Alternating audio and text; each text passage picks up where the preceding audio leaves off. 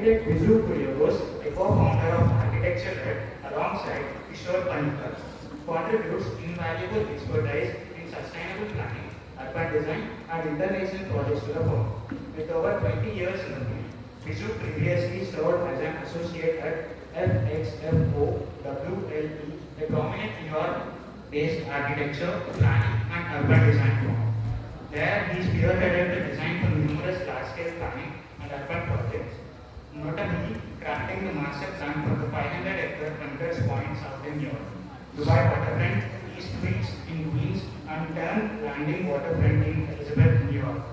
Viju's educational background includes studying architecture at Esri College of Architecture from 1992 to 97 under the mentorship of Professor Akhtar Chauhan. He later pursued urban design in New York, earning a master's in architecture and urban design from Pratt University. His early professional experience involved collaborations with renowned firms in New York such as Design Plus Urbanism and Terrance O'Neill Architects. Certified as a US CPC lead accredited professional, Viju is frequently invited as a guest speaker at architecture and planning conferences nationwide. He is also a member of a select team of multidisciplinary professionals assembled by the Gold Institute, Chennai, providing expertise on waterfront restoration in urban settings. I would like to invite architect Viju to with a huge round of applause. Thank you.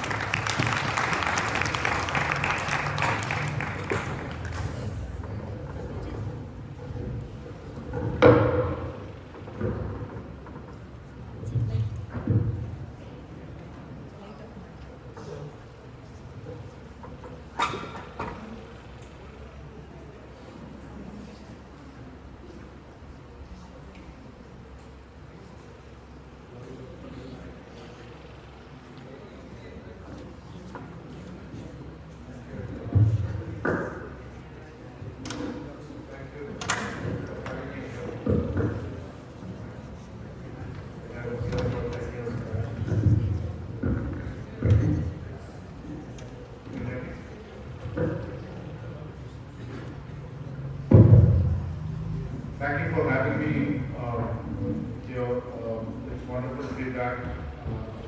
I was here about 8-10 years back for a teachers training program. That was the last time I came here.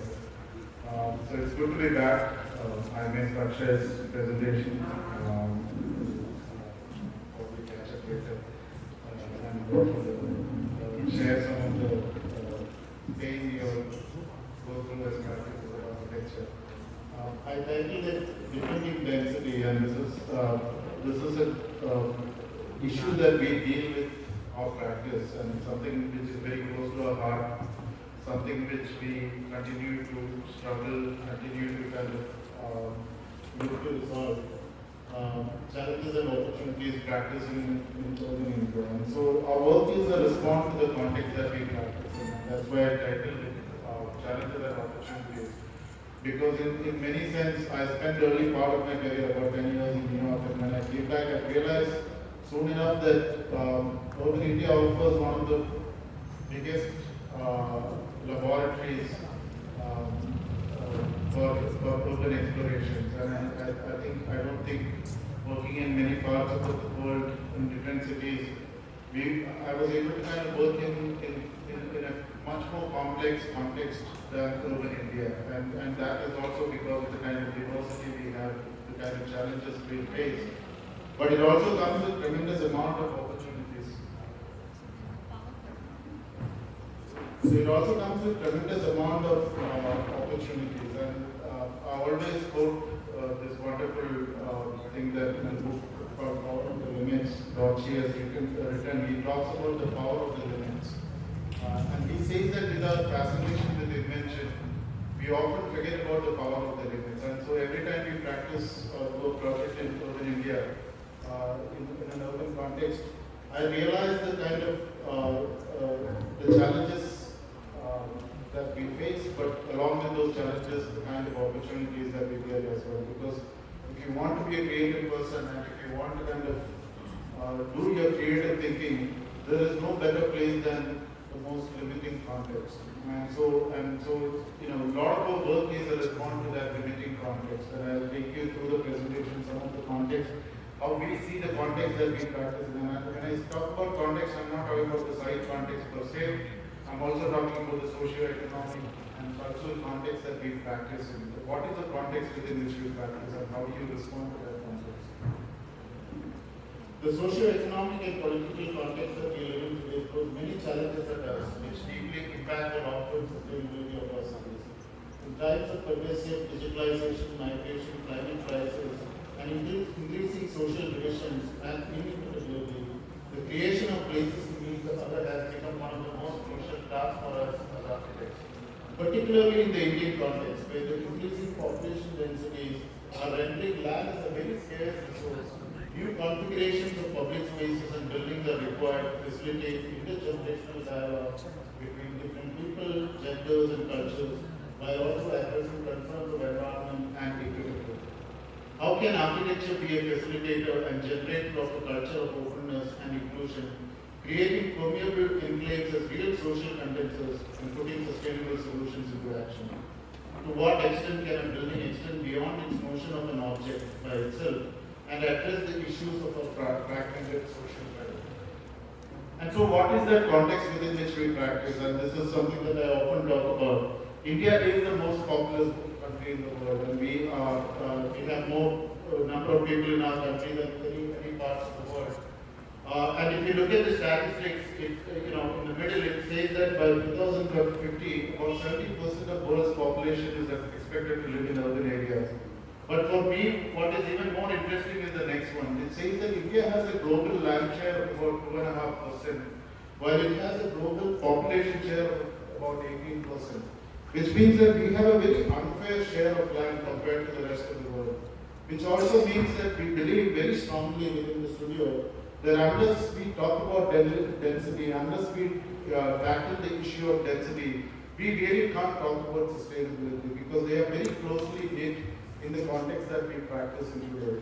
We also believe that while it may come as a challenge, if you are able to meet 18% of world's population needs in 2.5% of global land, it's actually a wonderful sustainable way of living. And so there comes the opportunity for us to kind of really look at how do we take these challenges and look at the opportunities and how do you deal with density, how do you make them livable, etc. So can buildings be representative of one idea then? Can we choose to ignore the complexities that exist within our context without engaging with these various complexities and contradictions that come from the context that we practice in today? Can our cities or buildings be fully sustainable? I often talk about this one thing that Venturi used to talk about, Me's work. And Venturi used to say that Mies could do these wonderful, elegant buildings because it chose to ignore the many complexities that came with the project and the context that he built in. In other words, he used to call it the architecture of exclusion. They were wonderful, beautiful, elegant buildings, but it ignored many of the complexities that came with the project within its context or within the kind of brief and the building that it did. And so when you practice in an urban India, can we truly choose to ignore those complexities? In other words, can I do a housing project without realizing or without addressing the issue that housing as a typology within the context of India faces many challenges? And so it can't be then just a resolution of a brief. I need to use the project as a way to kind of address these issues that the larger typology faces, the larger context faces. In other words, I need to engage with these issues to be able to try and find solutions to the projects or the context that we practice in today. And hence the architecture can't be one of exclusion. It has to be one where we start to embrace these issues and try and find solutions to the many challenges that come with that projects. So what's that context within which we practice? And so this is, again, going back to what is the context of these slides, just talks about our thinking of how we see the context. This is Chennai, for example. It has about 426 square kilometers of land. It has about 11 million population, a density of about 139 people per acre. But the last one is quite interesting. It says that it has 0.81 square meters per person in terms of the social space and public space and open space.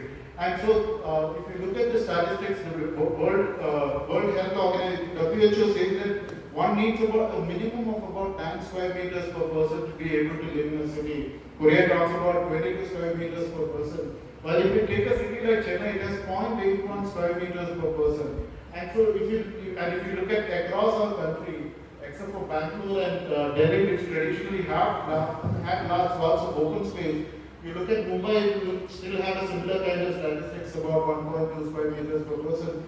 Many cities struggle to even meet 1/10 of what the basic requirement of social spaces and open spaces that we need to make our cities livable.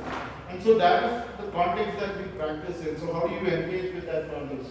This is another interesting statistics which says that about 31% of urban India goes to work by foot. It's staggering statistics. About 31% of urban India goes to work by foot.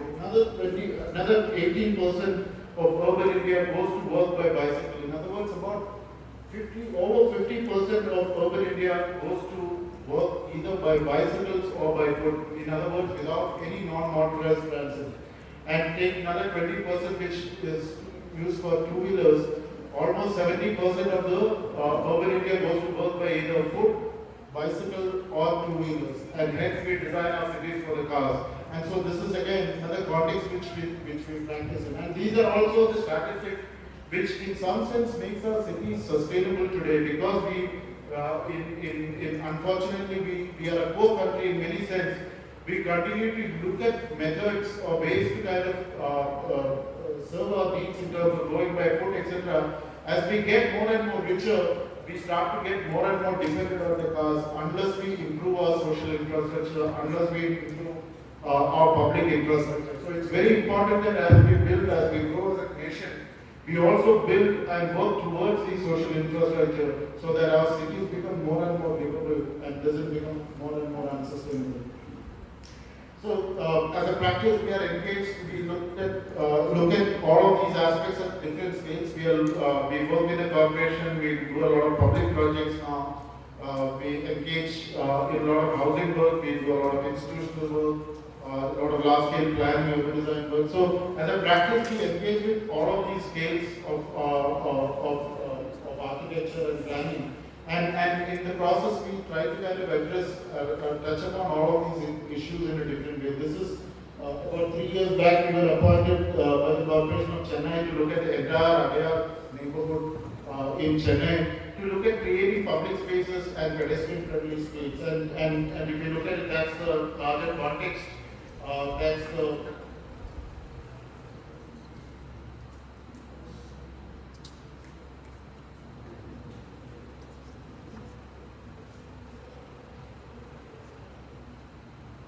So that's the entire area of intervention. It's about 26 kilometers or about 30 kilometers of larger public roads along with all these intersections that we were supposed to kind of look at. Adayar, for those who know Chennai, knows that Adayar is really a gateway to the city. So it's the south of the Adayar River, which is what you see in the northern part of the map.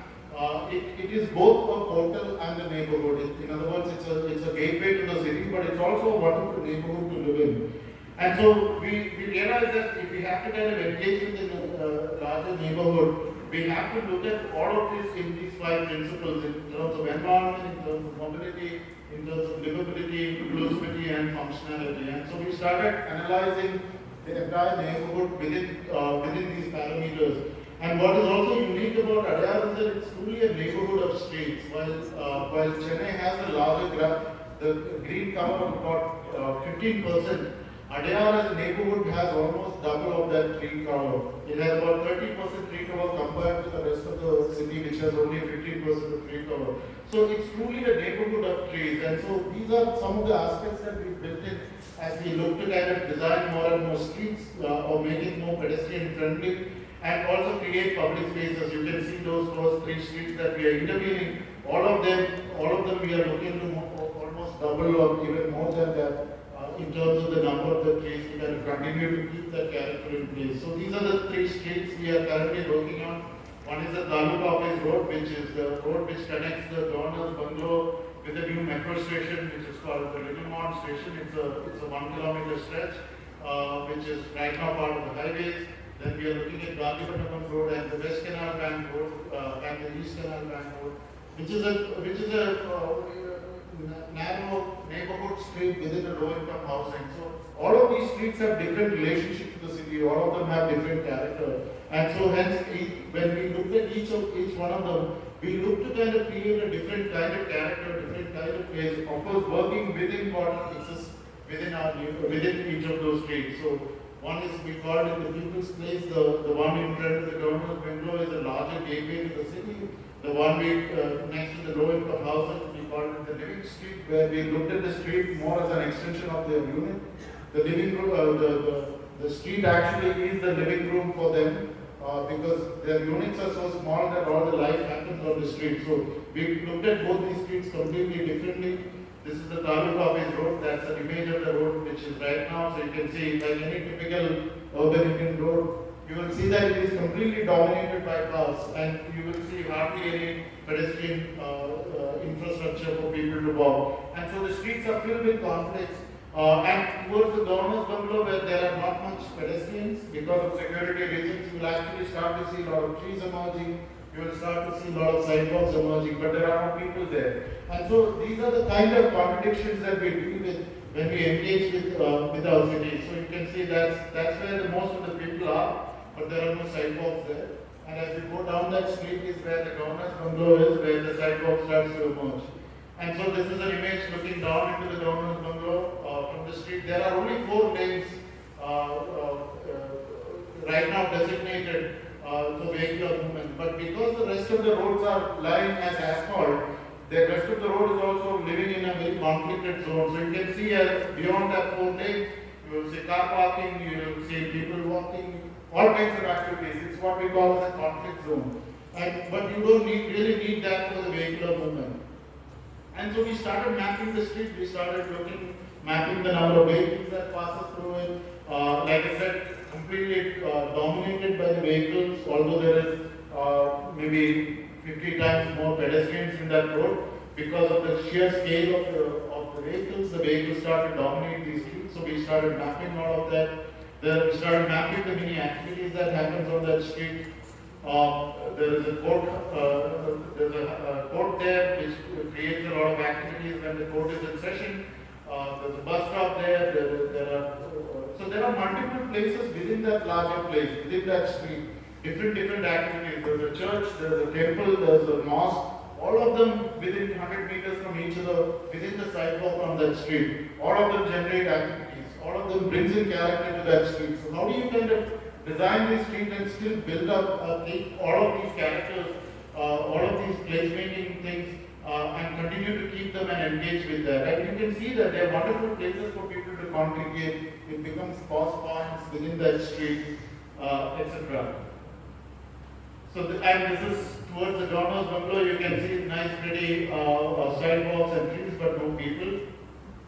We again started to look at the built, the relationship between the built and the unbuilt, the building heights, all of those studies we kind of went through different sections. These projects are not just above grade, they are also below grade. So it's called a complete street. In other words, we are supposed to redesign all the utilities, keeping in mind 20 years from now. So we have to go down go underground, work with different agencies, look at what are the existing utilities on each of those streets. Try to map them because they are not mapped right now. Many of the agencies themselves don't know what kind of utilities run how. So we had to go through a process where we had to kind of get each of these agencies to come, the EP, the sewer, all of them to kind of come, go down the manhole, look at what is happening underground, and then redesign and still connect it back to the city grid. And so that's kind of how we kind of looked at, like I said, there are different places existing, different activities existing within that larger place. And then we finally concluded that there are 3 critical nodes. One is where the new metro station is. If you come out of that metro station, you come into a large parking lot. And so for us that become an important node because it's a natural activity center because of the presence of the metro. Then there is another one, which is the next intersection where you enter into Sridhar Colony, which is a larger neighborhood. And the third one is in front of the Raj Bhavan. So these critical nodes then start to tie the larger neighborhood together. We put those 4 streets back, 4 lanes back. We started to kind of organize. We started imagining this entire street as a park. and then carved out the vehicular movement from that, as opposed to looking at the other way around. And so when you start to do that, you start to see a lot more green spaces, a lot more open spaces, a lot more public spaces start to emerge. We were able to create a continuous path system along that road without changing the street network, without changing the number of lanes. The only thing we did is we changed the routing, we signalized that intersection so that we can recapture that entire space as a public space, where you see the metro, outside the metro station, what we call the metro square, which is all right now an asphalted parking lot. And so we signalize that junction, and so that the vehicles pause and then carry comes across. And on the other side of the Rajbhavan, because of security reasons, you couldn't have so many activities. We looked at it as an ecological park, and so that's kind of how we then started to tie the street together. Then we went back to the corporation and said, you can take that park system and create a loop, because there's a triangular road network. Create a loop across that so that you now get a continuous recreational path as opposed to just functional day-to-day activity path. And so that's kind of then started to stitch them together. And then we brought back all these places that exist within that street. We wanted to integrate them part of the new design, and that's the new master plan, which you can see a continuous park system all along the southern side, the western side of the street. There's a metro plaza, there's a court plaza outside the court, and the ecological park, and that's the metro plaza. You can see by signalizing that junction, the entire vehicle slows down there. You take a turn, you avoid the conflict, you make this street a cul-de-sac so that they don't come across, again avoiding the conflict, make that a larger public plaza for people to come and congregate.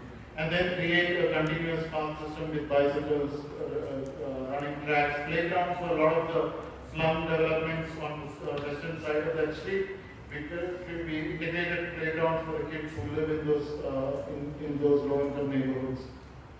And this is the ecological park on the corners and plaza. This is what is existing outside the metro station. So when you come out of the metro station, you'll be lucky if you can cross the road without getting hit by a car or something. So the idea is to create a place there and recapture that entire space. By signalizing that junction, we were able to kind of recapture all of those spaces and consolidate them and create a public space around it. This is the court plaza. Outside the court plaza, again, we moved the bus terminus, bus lane down so that there's no separate bus lane, and that allowed us to recapture that entire space as a plaza outside the court. And you can see the amount of space that start to emerge. And then this is an existing foot-over bridge. Under that, we said we'll bring in some amphitheaters, kiosks, cafeteria, etc. So that we start to activate a lot of those things outside the temple. The change of paving pattern, which allows people to pause there, some seating around that, so that people stop and pause and can congregate around these important place-making spaces. And that's a section of the street. Like I said, it's not just above grade. We have to map the entire below grade utility system and redesign that entire thing kind of based on what we need for the future. The Canal Bank Road is the one outside the low-income housing. Again, it's a loop system. It ties the two local trains right now, the stations. That's what you see in the north and south. So the idea was to kind of create a loop street. And again, similar thinking process. It's a very narrow street. We said, and there was a land which PWD owns, which lies next to that street. And we immediately realized that this is really the life, the street is really where the life happens for the people who live next to that. Because they're all low-income housing, they're small units, and there's not enough space within their units. And you will see all of them almost on the street throughout the day. So the idea was to again configure that vehicular movement, keep it as tight, recapture the rest of the land as public spaces for people to kind of come and use playgrounds, seating areas, etc. And so that half of that street then kind of becomes that living room for the people who lives next door. And like I said, it was not just a top-down approach. We were kind of working with the corporation to put a process in place, and these are all the different stakeholders we've been working with. Some of them are agencies, some of them are not-profit organizations, some of them are neighborhood groups. And then we did a lot of stakeholder consultations, many workshops with the people who live in these neighborhoods to try and kind of get their feedback and engage them. And for us, city building is all about that. It's about kind of getting people involved. It's more than the actual design. It's also engaging with the people who are kind of who live and take ownership of the space that we work with. And so many stakeholder presentations and meetings across this, different neighborhoods to be able to kind of arrive at the kind of design that we created. So how are we building our cities today? And these are two figure grounds, again, something that I often use to talk about the thinking within the studio. The figure ground on your right is what we call as a modern city, and this is how we build our cities today. If you take any of our cities across our country, you will find a similar kind of figure ground where the object is in the middle of the plot. You will find a lot more ground than a figure. But the one on the left is what is your traditional city, the traditional Nalli plan, where you will actually see a lot more relationship between the figure and the ground. So when you look at the plan, you will see a lot more buildings than the ground.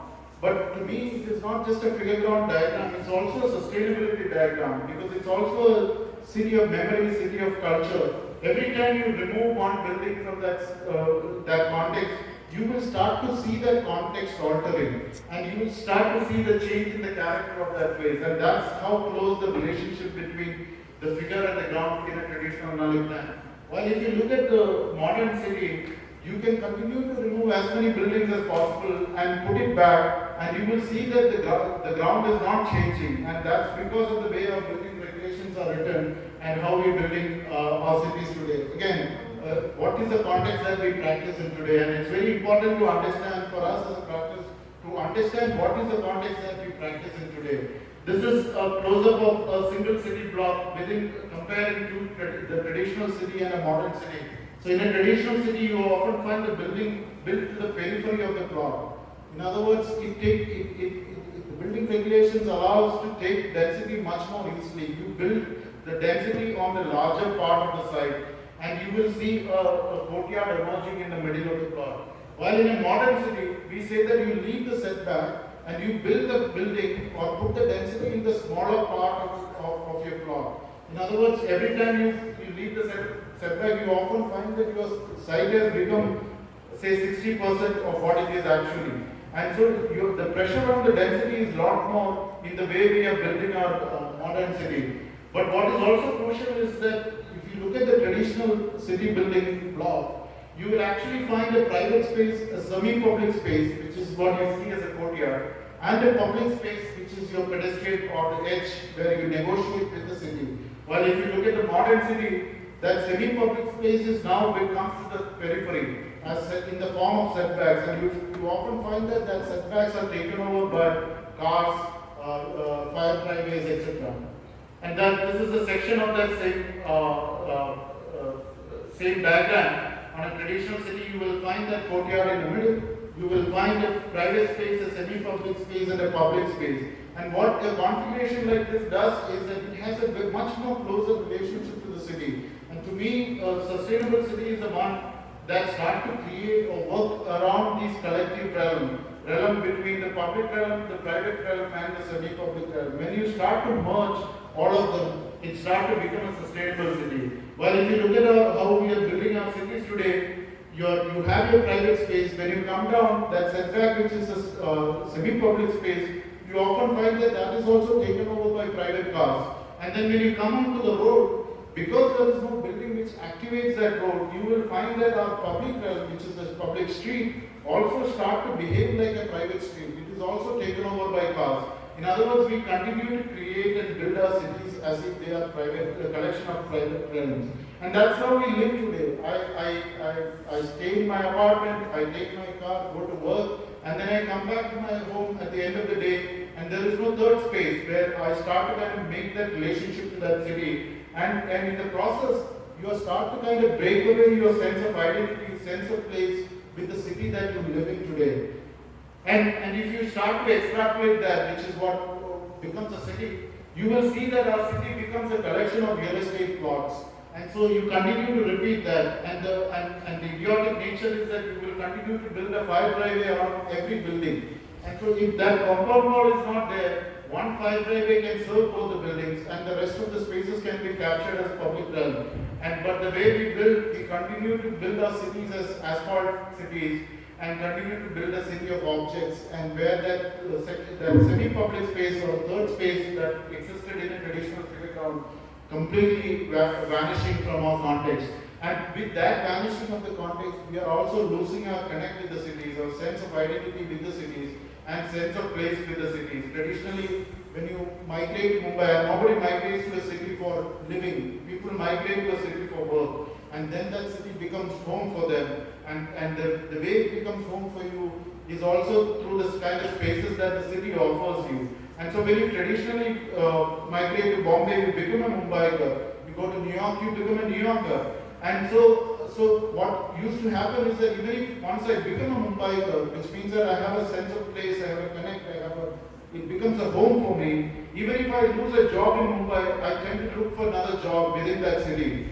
And so, but if you look at how we live today, that completely starts to change. If I lose a job in Mumbai, I'm ready to pack my bags, move to Bangalore, because I don't have much connect with the city that I live in. And so you look at cities like Gurgaon, you find similar notions, and there is no sense of identity, sense of place connected to the cities that we live in. So how do we create cities that becomes homes for the people? And there lies the sort of the idea of sustainability in cities. Unless it becomes a home for people who live in, it doesn't become a sustainable city.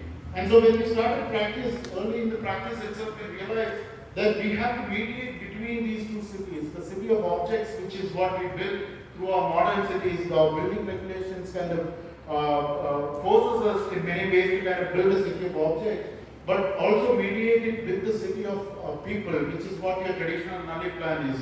Those cities are flush with people, activities at the ground, at the street. And so we have to mediate between these two cities. And how do you achieve that? Within working with the current regulations and working within the current context. And so for us, the idea of building is also looking at building as a place-making exercise. How do we imagine buildings as places as opposed to buildings as objects? And because for us, architecture is about people. And unless we allow people to kind of really take over these spaces and call it their own, it doesn't become truly architecture, it just becomes an object. And so as a practice, we have both a critique of the current context as well as attempting to demonstrate design processes that utilize opportunities within the systemic framework to focus on creating places for people, strengthening communities, and facilitating the expression of identities.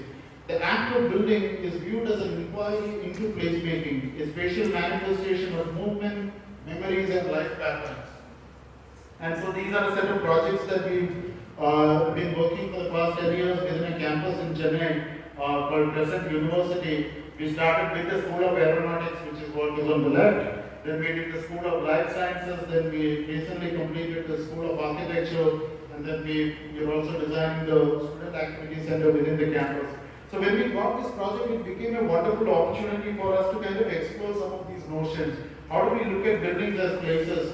How do we kind of imagine that campus as a microcosm of a city? To look at fragment the idea of an object and make buildings more as a place-making exercise. And so, and this is also a campus which, when we started engaging with it, it became an urban campus. In other words, density became a crucial part of our thinking. It had to go from a horizontal campus to a vertical campus. And so it became a wonderful opportunity for us to kind of look at density and how do you negotiate density, how do you make density livable, and also look at kind of making that negotiation between the figure and the ground. So that's the larger campus. Most of the university buildings are located on the eastern side of the campus. Those grey buildings were all the existing 3-story, 4-story buildings.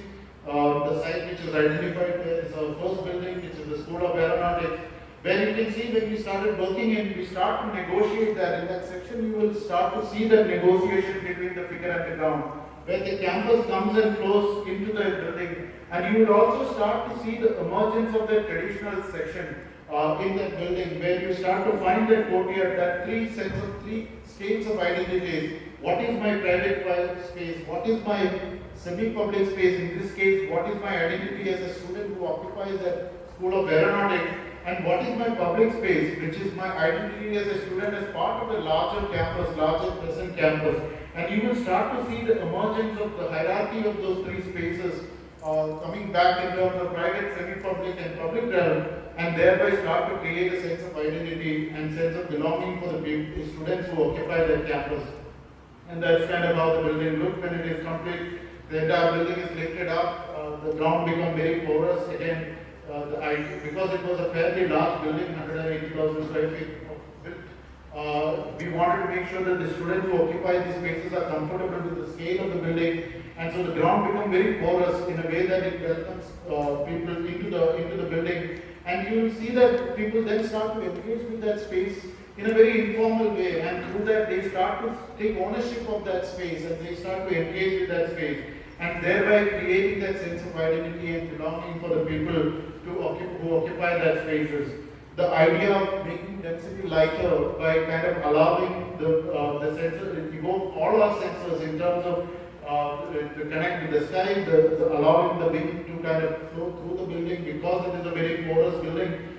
And thereby you start to engage with the context in a completely different way. And so when you are even on the 4th floor, 8th floor, you will see a sense of lightness because the density is much more comfortable. You are comfortable in the space that you kind of occupy in because you are in constant connect with the other, constant connect with the sky, the air, etc.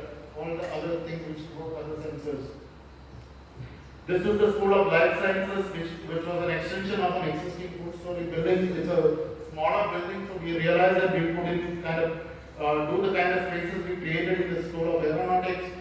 Here we articulated the section of that building in a way that it started to activate the rooftop of that existing building. So we realized that the ground already exists at the rooftop, and so we didn't really need to create a new ground. All we needed to do is to allow the building to kind of respond to that ground. And so you started to articulate that building in a way that it started to activate that new ground. Again, going back to the notion of something that Roof talks about through collage and even Kulas talks about through the generic cities, where they talk about the idea of architects coming out of the fixation of both the object and the space.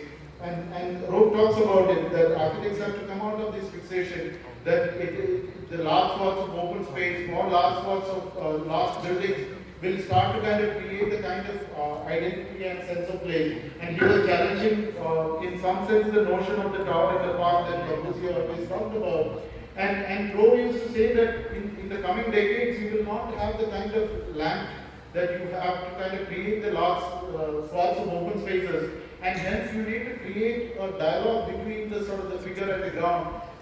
One in which there is a harmony between the both. And when you do that, you start to create spaces, you start to create less buildings and less spaces, but one with perfect dialogue with each other. And so here, in some sense, it starts to emerge in that sense.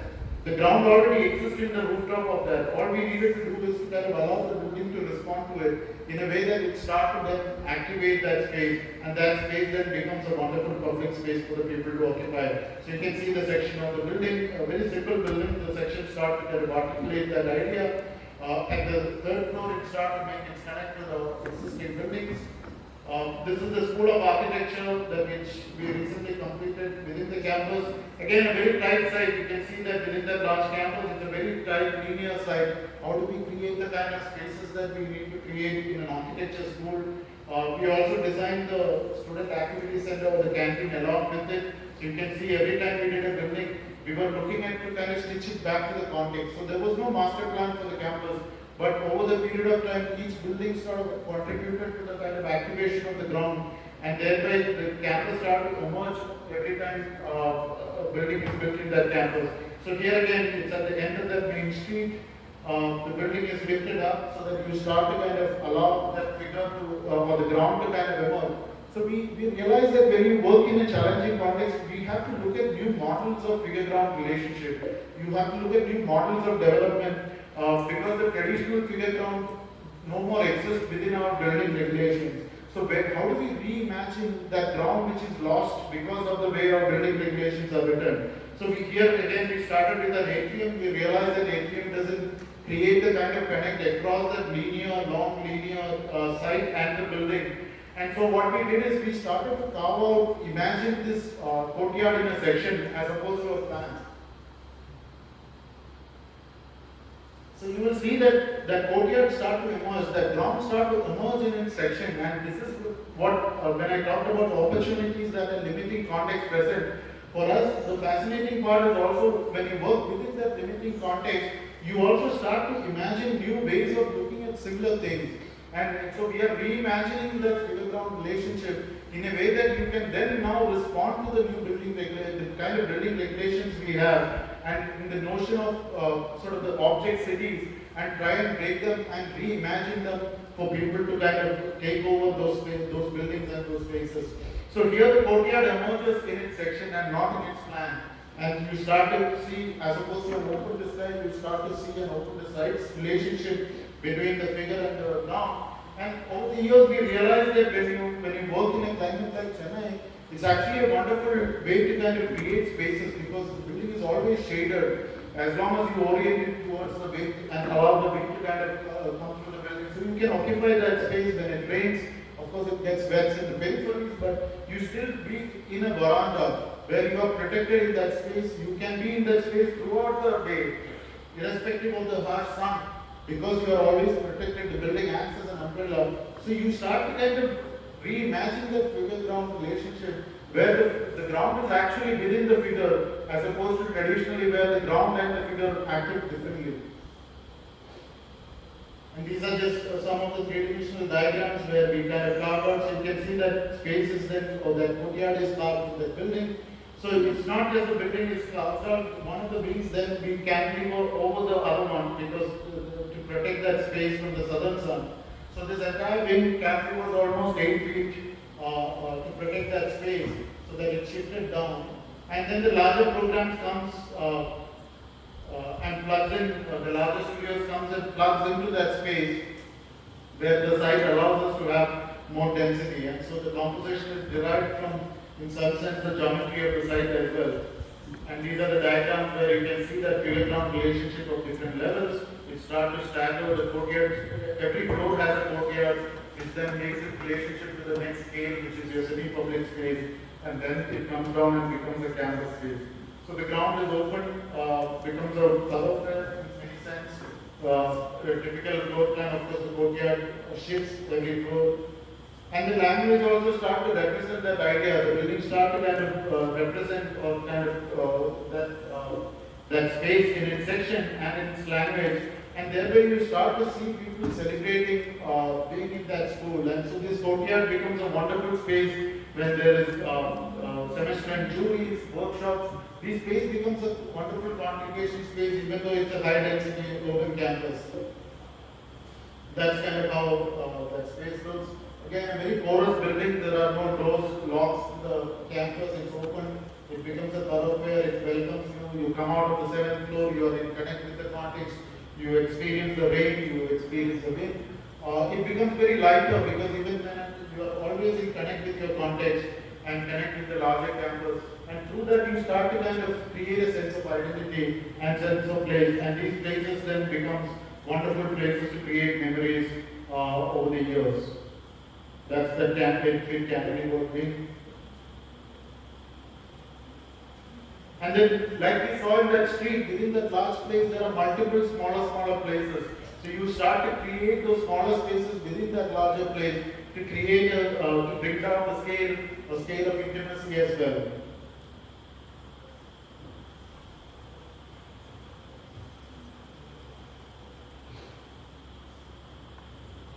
That's how the section of all the 4 buildings.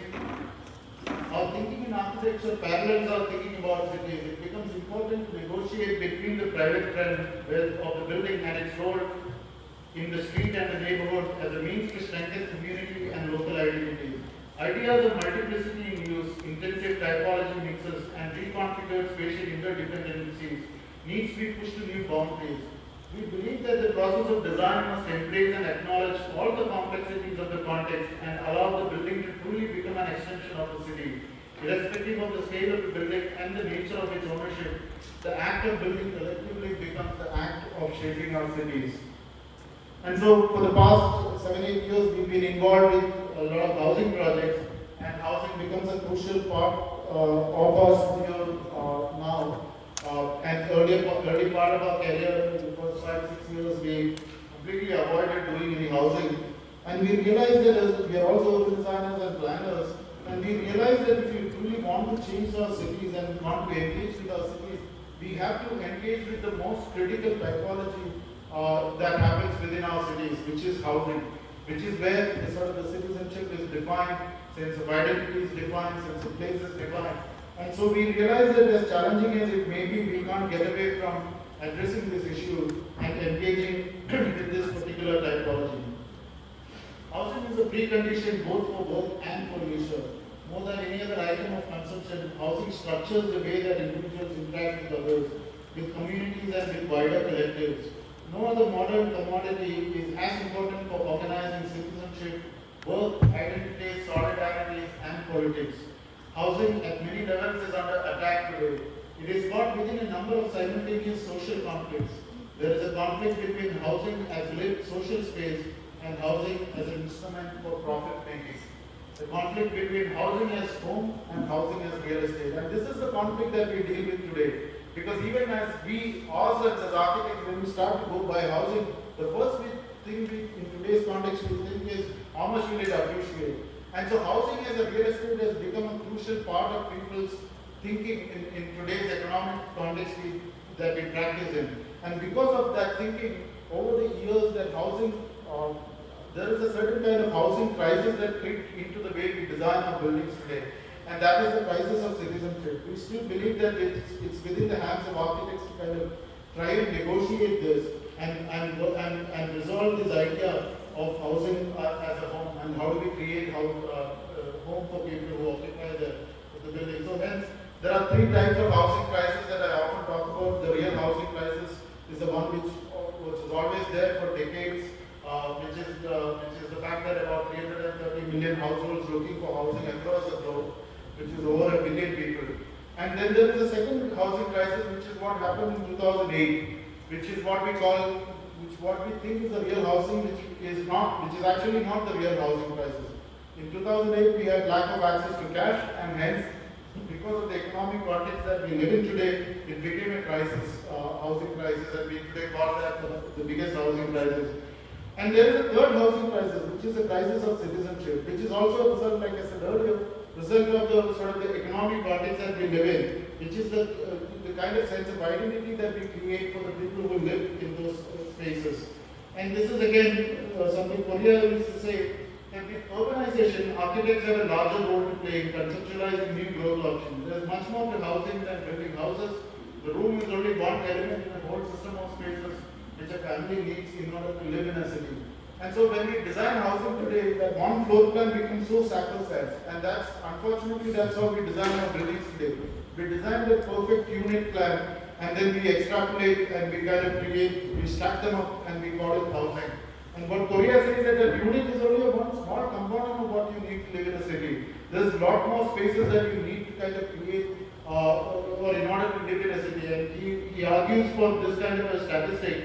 He says that one person needs about 22 square meters per person to live in a city. And he says that about 10 to 12 square meters you will find in the larger context in the form of hospitals, schools, etc. But he also argues that about another 10 square meters per person you should be able to find within your walking radius of where you live, which is your children's park, public spaces, all of these other amenities that you need on a day-to-day basis to make your life richer, which is your social infrastructure within your walking radius. And when we started housing, we actually took many of the housing projects and started analyzing it. And we realized that most of them don't have access to even 2 square meters per person within their walking radius.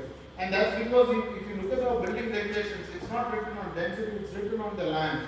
In other words, no matter how much density you build in a land, you are required to leave about 10% as your open space ratio. It is not dependent on density, rather it depends on the land. Again, something which becomes quite a challenging when you deal with density, a context that we practice in today. And so we were very clear that if we are doing housing, it is not meaningful unless we are able to kind of create spaces for congregation, spaces for celebrations, spaces that inculcate values, a sense of belonging, spaces that celebrate life altogether. And so if we are not able to create these kind of spaces in the housing projects that we do, we are not able to create meaningful houses, rather we are just creating objects. And so it was very crucial for us to kind of really work towards creating those kind of spaces within the challenging density. So this is a project which we just finished in Tumkur. Kerala has a very high FSI, it's about 4.5 FSI, one of the largest in the country. And so this is in the heart of the city. What you see in green is the Rajbhavan. It's a 1 acre plot. We've been working on it for the past, I think, 8-9 years now. Sometimes these projects never finish, it just goes on and on. It's still not complete. Of course, the building is complete, the landscaping work is starting. But when we went to the site, we realized that the entire site is surrounded by 12-story buildings and 13-story buildings. And we realized this is a void within that context. And so if you are able to build if you do a traditional building from ground up, we knew that that entire void is vanished and it becomes another concrete jungle. And so when we started analyzing the building regulations, we realized that we could go much taller than our neighbors. And so what we did is we started organizing the density from the top. So we started at the 22 stories, we started coming down, and we realized by the time we reached the third and the fourth floor, we were able to get all the density that is required or allowed to be built in that site. And interestingly, the site was almost 10 meters below the street because Utkram has a very high topography and we find these kind of sites very often. So what we've done is we kind of then developed a section where within that 10 meters we got all the parking to set in. So we lifted up the ground to match with the streetscape, and below the ground is all the parking sits in. And the unit needs to start only at the third and the fourth floor. And in that process we got the entire site as a park because we were able to kind of get all the density within the third and the fourth floor from the 22 stories onwards. And then in the process we start to again create a new figure-ground relationship. Here again, if you look at it, the ground is actually within the figure. The ground is not independent of the figure. And so for us, practice is also a way to kind of go out into the world and try and understand what is the theoretical framework that we can derive from the practice we do. And so we don't really go into the world and start to apply a theory or practice a theory. Rather, we are more interested in finding out what are the theoretical frameworks that we can derive from the practice that we do. And so here we realize that the ground, if we have to still hold on to the ground, that ground has to emerge within the figure as opposed to have the traditional figure-ground relationship. And so here again you can see a community veranda. We call it a community veranda. Verandas are a crucial part of an individual house in Kerala. And when we go from a house to housing, you are able to then create this community veranda where everybody can come together and celebrate life and coming together, and a sense of community being built on that. And then we look to, like any project, we look to multiply the ground. While land may be scarce, we think that ground can be multiplied, and so we look to create it in different levels. Each of these units were designed in a way that they stop at different levels. In the process, the lower units start to kind of open up to this new context that we created, this new path that we created at the bottom. Upper units then open up to the larger context of the city. And in the process, we created what we call as a reverse skyline. So it has this umbrella kind of feel, it kind of protects you because it's a veranda. And it also creates this reverse skyline in the process and it kind of holds it. So you can be in that space when it rains, which is so beautiful when you live in Kerala, and really experience that and be in that semi-public space. And that's kind of how it was imagined. This is the scale of the space that we originally designed. These were some of the earlier renderings. Only the lobbies and some of the amenities come on the ground floor. That's the space. I mean, it's built, the structure is done now, the entire building. So you can see the scale of that park. I mean, hopefully once the landscape comes. So every unit has only 4 columns coming down. All the columns and the surfaces are transferred. There's a transfer slab. So it has this brutal kind of a ceiling on top of it. But you can see that 3-story, 4-story volume, which becomes the community park, hopefully over a period of time. And that's the scale of that space. This is another project, again in Trivandrum for the same client. This is very close to it, but it's right in that Garlayapalam junction. Again, opposite to that is the Raj Bhavan. It's a very important junction in the city. And so what is interesting about this junction is also that almost 180 degrees from this side is all preserved as 3-story, 4-story buildings. And this is the first site where height is allowed. So how do you kind of negotiate that relationship to the city? We as urban designers, we realize that a larger scale building, a building which is taller, which is supposed to be 22-story building, will really anchor that junction because it starts to create an identity at a local level to that junction, because it also contributes to the idea of placemaking for that junction. We also knew that there is a nice pedestrian scale that happens on the street, which is a 3-story building.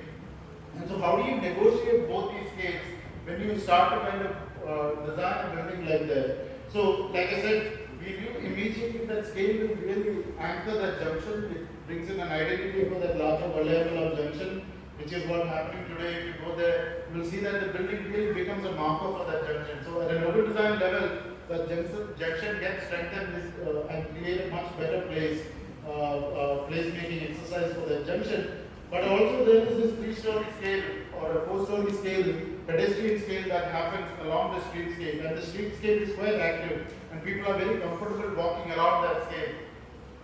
And we knew that if you put a tall building right next to that and cut it off, that continuity gets broken up. So the first thing we did is we started analyzing the contextual section of the city. We realized that after every 3-story building there is a swath of green, then there is another 3-story building. So what we did is we took that horizontal section of the city and we decided to flip it up vertically, and that's kind of we started to imagine. And so that same relationship continued now vertically up. So after every 3 or 4 stories of clustering of the housing units, you have a community space, and you start to build that relationship of the context or the section of the context now vertically up in your building. And we also realized that you don't want that much closer to the road. So what we have done is we allowed a retail piece. We convinced the client to kind of have a retail piece at the ground floor, so that the building can continue with the activities on the streetscape, so that the building also contributes to that city fabric. Because all of these are walking streetscapes all around. And so by injecting a ground floor retail space, that ground floor activity, that streetscape, that urban character of the street continues to remain there, while the larger density is then pushed back. And so the way that the form is derived is that the larger density is pushed back. So when you walk on the street, you relate to this 1-story or 2-story mass. Only when you look up, you start to see the density emerging back over you. And so that scale became a very important part of the thinking. And after every 3 or 4 stories, you start to inject that community space, deriving from the abstract notion of the horizontal city or horizontal section of that city.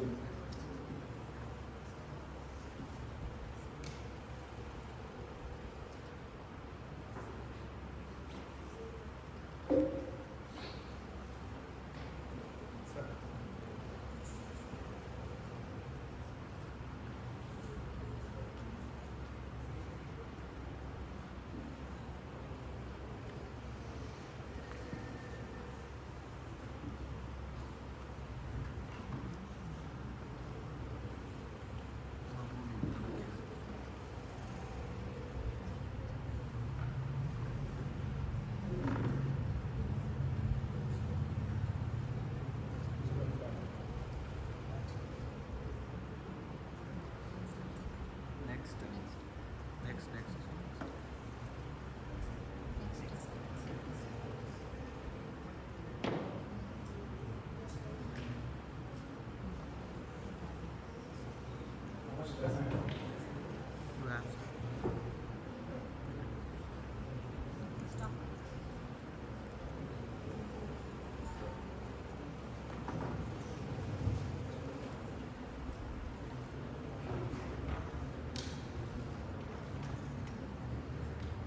Project that.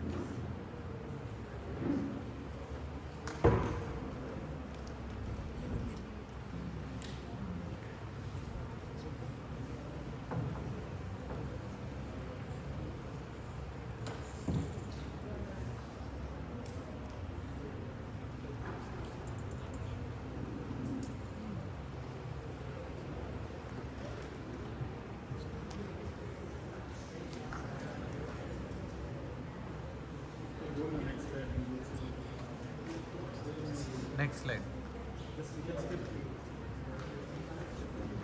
Back. Stop. Yeah, stop.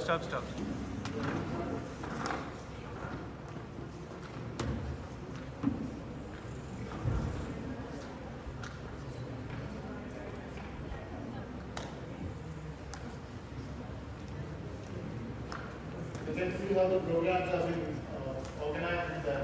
This is that section that I talked about, that the two scales within that city that you often negotiate. One is a larger urbanistic level where it kind of contribute to the larger skyline of the city, angle in the direction, but at the pedestrian level, start to kind of contribute to that retail program, which becomes so crucial to the kind of sort of making that building part of that cityscape.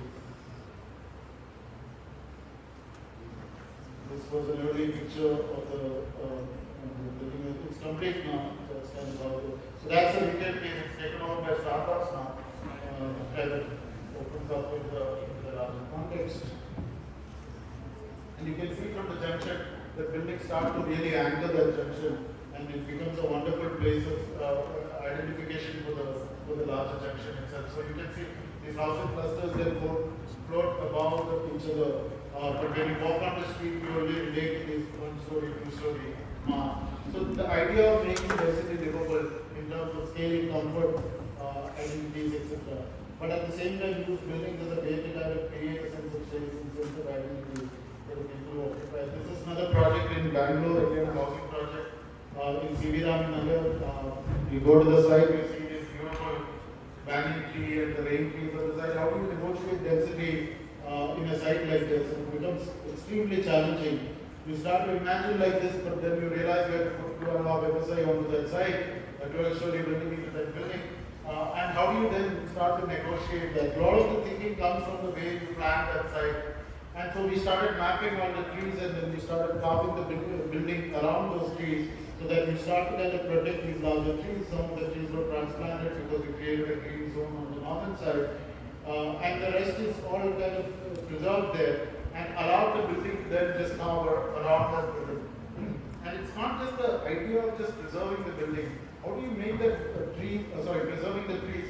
How do you make that tree part of your day-to-day life? And for us, preservation becomes meaningful if you choose to kind of take that along with you into the future.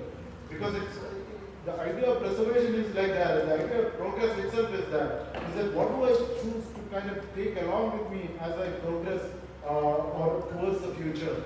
And so, every time we talk about wiping the cities, building in new cities, we need to think of the sort of the history, culture of the city. What do you choose to kind of take along with you? And trees are no different. So the idea of preserving trees alone was not important for us. Of course, it's an extremely important thing to kind of preserve the trees, but also make those trees part of your day-to-day life. And unless we do that, tomorrow at any given point of time, anytime there's a challenging situation occurs, it's very easy to cut that tree because you are not connected with that tree. And so it was not just the idea of preserving or weaving around the tree, but also allow each of these units to then respond to a tree cluster. So there is one unit then opens into a tree cluster, another unit opens. So there are 4 units in a floor. Each of the units then open up into the tree cluster. And then it becomes a vertical this thing. We convince the client to do 2 building codes as opposed to 1 building code, so that you can avoid a corridor through the middle of the building. So each unit is then completely cross-ventilated. So we are doing 2 building codes, and thereby it accesses 2 buildings. And the purpose of it is actually to allow this entire unit to then completely open up north and south and relate to the trees. It's completely cross-ventilated. So every unit kind of works with this relationship of my house and my tree notion. And so each of the units then open up to 1 tree clusters. And then the living, dining, and the bedrooms then open up to that tree cluster of each of the units. And so that unit planning becomes a crucial part of that the larger thinking. And because we knew that the trees were growing above and maybe lean towards the building, we actually left a veranda all around the unit, so so that it can receive in case our planning goes wrong and some trees comes inside, which happened. You go to the 8th floor, some of the trees come into your balconies, which we never envisioned because we could never map all of those things. And because we left them as balconies, now those trees could be received into your balconies. And then each unit planning becomes crucial. That's how the building launch was envisioned, opening into the banning cluster. And you can see each of the units that start to make its relationship to the tree. Again, the ground is repeated on the roof as a community space, amphitheater, swimming pool, gardens, etc. And the language of the building then responds to that, and to that idea, re-emphasizing that idea, creating a backdrop for those trees through these doors, and kind of framing those trees and celebrating them. These were some of the early renderings of the building was envisioned, how kind of carved around those trees. One of the most challenging projects because these banyan trees we had to map the roots, stay away from it. It also has a basement because that's the only way we could keep the ground active. We didn't want the ground to be populated by cars. So it was an extremely challenging project, but it's quite fascinating because a lot of things in the building are not designed. And they just happened because we left those trees there, and then the trees started to do its drama. And you will see that you start to connect with the city in a completely different way. And this is the rooftop. You can see how the building kind of carves around the three clusters. Back is the government campus, filled with trees again, and opening up into that. And that's how the building looks today. And so you start to connect with the city in a completely different way when you are in that balcony. And you engage with it in the way you want to engage with it, because you can choose to remain private within that balcony by closing that, but you can also open up completely, and throughout the day, the shadows and the way the light and air passes through that balcony changes, and there is always a mood created within that space.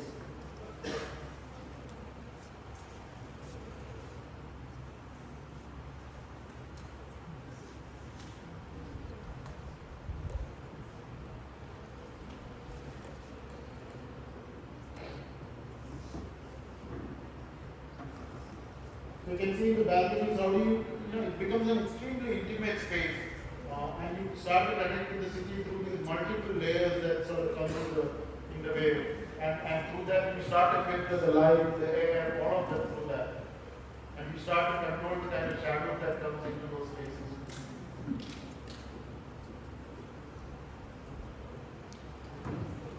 We no longer live in a world of unlimited land resources. Building without a relationship with the land cannot continue to be the norm. Cities are increasingly becoming a collection of objects with little concern for their relationship to each other or for the larger idea of the city. We believe that contemporary practices should actively seek to shape the social values of our urban environments. We need to be connected with the collective production of urban reality, with the rhythms of both house life and leisure activities of people, and the spatiality that facilitates it. The fragmented approach to architecture and the private realm is incompatible with the wholeness of the city. Just 2 more minutes and I'll close this. So every project that we do is embedded in the larger context and thinking of our practice in a specific way. And I often joke that we do the same thing again and again and again and again. And we find value in doing that. And as boring as it may be, it's important to continue to do the same things and really explore within those kind of issues that you deal with. This is a competition that we won about 2 years back at this point, to build a new center of excellence for Council of Architecture within the Bangalore University. So this project gave us an opportunity to spatially explore our positions and our understanding of the larger purpose of architecture and the role of the profession in shaping societies. The physical manifestation of the empty space has influenced us in almost all our projects and continues to drive many of our design thinking. We believe that the purpose of architecture is much beyond the world of design. Bruce found this book, Massive Change. He says that massive change is not about the world of design. It's about the design of the world. And so for us as architects, I always believe that we have to take that position. If you believe in the world of design completely, or you believe in the design of the world. Because if you believe in either one of you, the approach as an architect completely changes. If I believe in the world of design alone, then I'm just obsessed with myself as a designer. But if I believe in the world of design, design of the world, then it means that I have to negotiate with the world. I have to think about sustainability. I have to think about the relationship between each one of us are doing. Because in many sense, all of us are working on one project, which is the design of the world. Whether I do it in Chennai, somebody else do it in Bangalore, somebody else do it in New York. We are all working on that one project, and that for me is the ultimate goal, and one goal which ties all of us as professionals together. I don't think any other profession is tied by that one goal as we are, which is the design of the world. And so we have a larger collective responsibility to make sure that what we do find meaning to the world that we occupy. There's a regular programs, laboratories, there are 5 big laboratories looking at robotics, looking at GIS, looking at planetology. Then there's a large auditorium, 500 people, administrative spaces, library, typical programs, many of the administrative ones. And so a lot of our thinking derived from our experience of the site itself, and many ideas and many strong ideas come intuitively to us. Here it continues to kind of influence us even through the research that we do. And so walking through the meandering paths of the site of Bangalore University campus, it just strong images in the mind, white canopies of trees, patches of sunlight and shadow on the ground, bright hues of the soil and rustling of the leaves under the gentle sway of the breeze. The place evokes a sense of being in wilderness, transcending the time and the place from outside. So when we went to the site, this is what struck us. There's a wonderful sense of wilderness that the site offered to us. So how do you kind of preserve that? How do you build on that landscape? How do you not impose a building onto that landscape? And the first thing we thought about is that we don't want to impose a building onto that landscape, because we started mapping how people interacted with that landscape in a very informal way. They engaged with that campus. So how do you continue to keep that landscape in its way? And so a lot of the cues comes from our analysis of the site itself, and how do you kind of continue to engage with the context like that. Started mapping many of the ways people engage with that site. It was not just a home for people and the trees, it was also a home for a wide variety of species of birds, and how do you kind of engage with that? And it's within the Bangalore University. And so when you start to map how people use that space, that's the Department of Architecture on the northern side, Department of Civil Engineering on the eastern side. If you look at how people engage with that landscape, they engage with it in a very informal way. And how do you kind of put a building there which start to kind of come in the way of all of these things that people kind of deal with within that site. The site had a topography. It goes up about 3 meters from this road to the civil engineering site. We mapped the trees.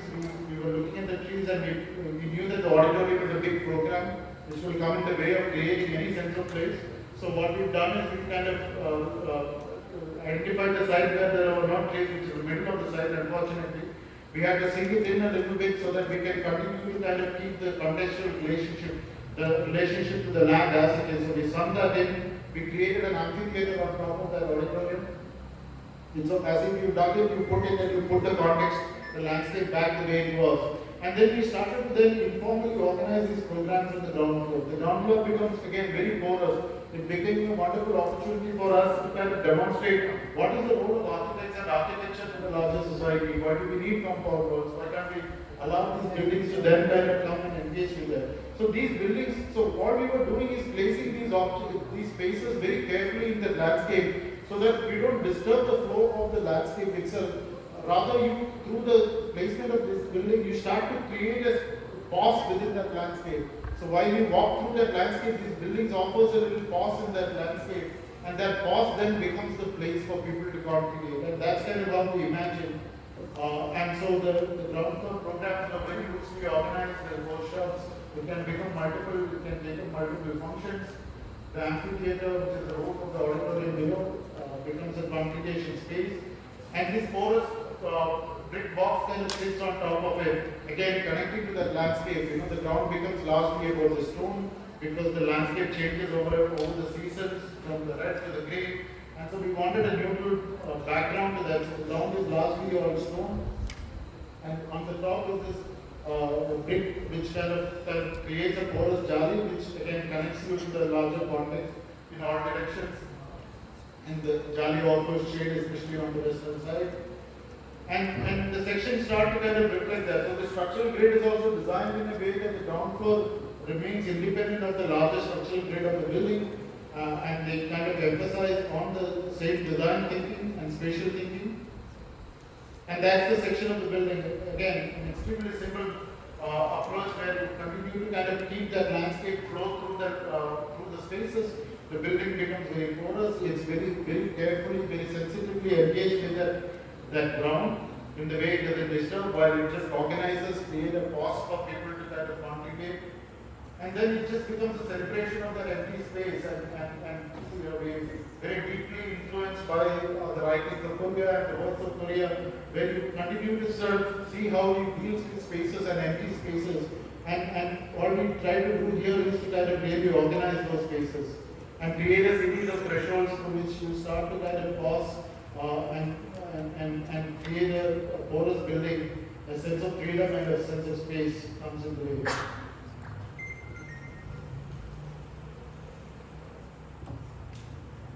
I'll just go through. These are some of the programs. There are some guest rooms, laboratories.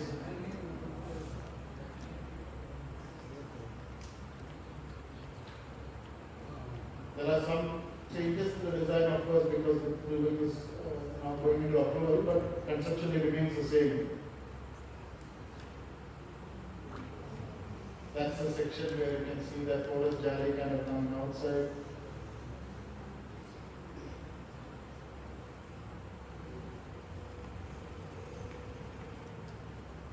Can buildings transcend their physicality or the architecture of eye, as termed by Palazzo, and contribute to something larger?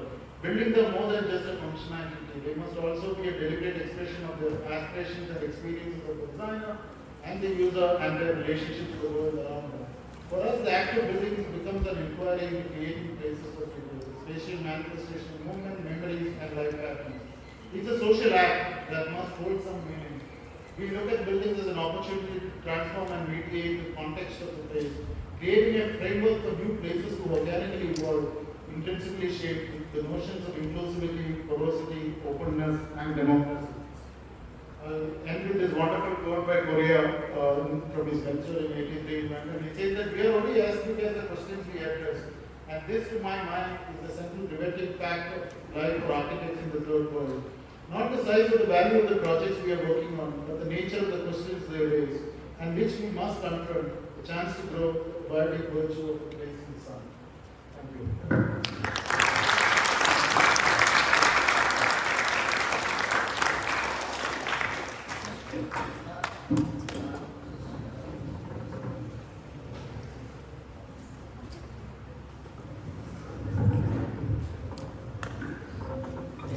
Thank you to Tumakuru for his enlightening speech and invaluable perspective. We are open for the questionnaire. I request the volunteers to please be ready with the mic.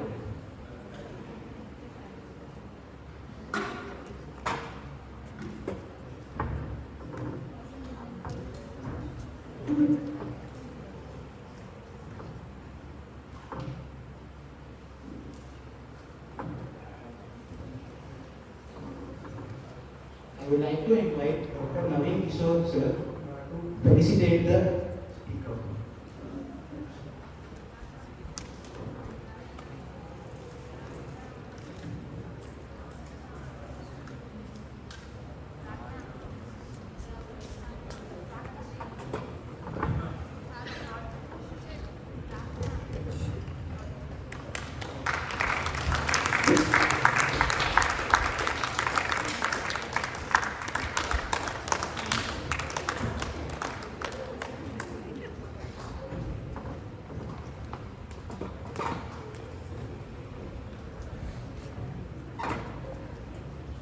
I would like to extend an invitation to Dr. Sagar P.S. to deliver the valedictory address.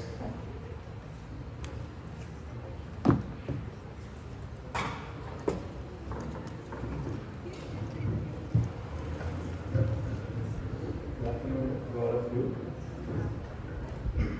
I think we've come to the end of today's session. A little too early, but I think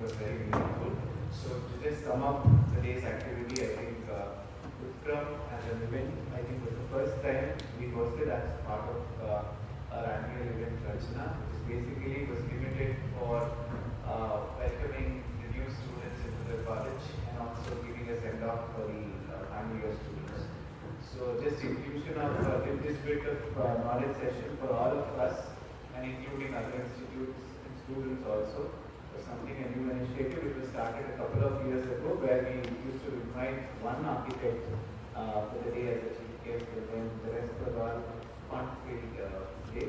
But I think this year the new panel of faculty and students have made their mind to extend this as a one-day complete symposium where we look at various different works and get inspired for a day and have the fun the next day. So the fun day is going to be tomorrow. So today, I think from morning it was a really enriching experience for all of us and all of us were equally excited. Looking at how would the day go because we were trying it for the first time. Because 95% of the audience would be our own kids, which is already known fact for all of us. But we are very thrilled and also very happy to host many alumnus who have come here to support the cause and the event. I think first of all I thank all the alumni who are here on behalf of School of Architecture. A lot of interactions did do happen in terms of finalizing the speakers maybe, and I mean there were a lot of support for us in all the way this Utkram is happening today and tomorrow. And secondly, all the speakers of today, including starting from the inaugurals, I think principal and CEO were busy with some other schedule, they couldn't make it, but this kind of an arrangement and a big budget and program was not possible without the budgetary consent by the management. So though we are a very small department in this huge campus of 4,000 kids and we are around 100 or 150, the management is kind enough to give us all support to have this kind of program in the campus. So I thank the management, our director, CEO and principal for making this Utkram 2024 and Rachana happen in this grand manner. And the key stars of the day I could call, and always people who we look for as to, I think most of our students look for as to who I should be after probably 5 years or 10 years, where they always stay presenting their works, because somewhere there has to be some kind of a reference point as we have this ground line when you start designing anything. And I think most of the architects started explaining their design starting from their ground line and how did they manipulate the ground line going down and up. So it becomes very important for us to have certain kind of inspiration and references to look at. So we had one of the most popular happening personality in the fraternity of architecture in Tumakuru, architect Shai today presenting his wonderful works, and officially from School of Architecture and also from all the crowd here. I would like to extend thanks to him again for his story. At FIT, I think this is the first time we had a speaker. I think ours is a department we started in 1992. From then till now, looking at all the records whichever we had at least, there was no speaker from Andhra, Telangana zone. So we were searching for somebody who could do a presentation from that zone. Somehow there was a connection which was missing, and networking probably there was some missing in that. So we shortlisted some of them, and out of them, Krishna Chaitanya was kind enough to accept our invitation in a very short notice, and he gave the presentation today. It was a little different kind of an outlook we all had in the morning session. He had to leave because he had an early flight. I thank him in his absence. And he is not new to SID and not new to any of us as faculty. As he introduced in his lecture itself, we got introduced, myself and Viju sir, in one of the FTPs, and then a couple of programs me and sir have addressed in some of the FTPs of COA, TRC in Mumbai and other colleges, and that's how I got exposed to the work of what architecture is doing. And he has been helping our institute in terms of internships, and there are students who have been placed in architecture there also in the past. And personally also I admire a lot of recently I kept on seeing this WhatsApp status with these kind of very mesmerizing images, which would tend to look at next day was the day, next thing I would do after his status update was to go to his website and see whether that project was already uploaded on the website. So especially in the sector of housing and institutional design, I think there's something which is coming up very interesting and very challenging. The firm is actually doing along with the research team. So also I'm very, very happy and kind enough for his consent because he's been now accepted to be part of the industrial advisory board from now on for the next 3 years for School of Architecture. Thank you for everything. Thanks for the wonderful presentation, and I think under your guidance and leadership, we will take this academia of School of Architecture also to the next level. And without the team of faculty, I think none of these kind of programs would be very successful. So I would fail in my duties if I would thank our HOD, Architect Manjuma TP, who is that's what the campus talks about, the new HOD. After a long period of reign of almost 17 years, we had one leader, and now we have a new leader from past 6 months. Thank you, ma'am, for permitting all the students and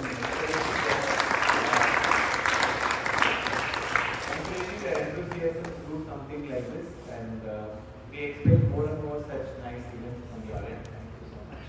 And all the faculty members here, starting all the professors, associate professors, assistant professors, visiting faculty, and everybody, whoever are supporting, not teaching staff, were part of, we're almost like very less in numbers, but we're almost like so big like a family. So I extend official thanks on this dais to all my family members and all the students from different institutes. I think there were 3 different institutes who registered and as per the register who were here present today. So I extend thanks to the heads of the departments of those colleges for encouraging the students to travel to Tumkur and attend the event, and also for those students who came here and attended the event. And final thanks and a big round of applause to yourself. All the students. These days I think I don't see people sitting for more than 40 minutes. So, after coming back from training, we have seen this kind of practice of negligence towards listening to somebody. So, I think this, that is their scene, because that's my personal experience in the studio since I'm handling the final year studio for so many years. Before it was fine, we used to train them and send them to practice, and then they went along like that. So, we could handle them. Sending them for internship in between and getting them back to studio has this habit. They do, I don't know about their work, but they're reluctant to sit at one place for a long time. But somehow from morning you are grounded to your seats. That also proves that you are all interested in the presentation, and also the presentations are really, really encouraging for you all. Thank you, all of you, and I think the juniors, the first year students, you all are probably exposed to some of the finest works of architects.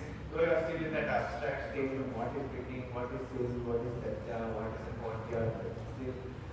I think these kind of presentations is something which we will not have exposure to in a city like Tumkur. So though we are very less in number, I think we all have 100%.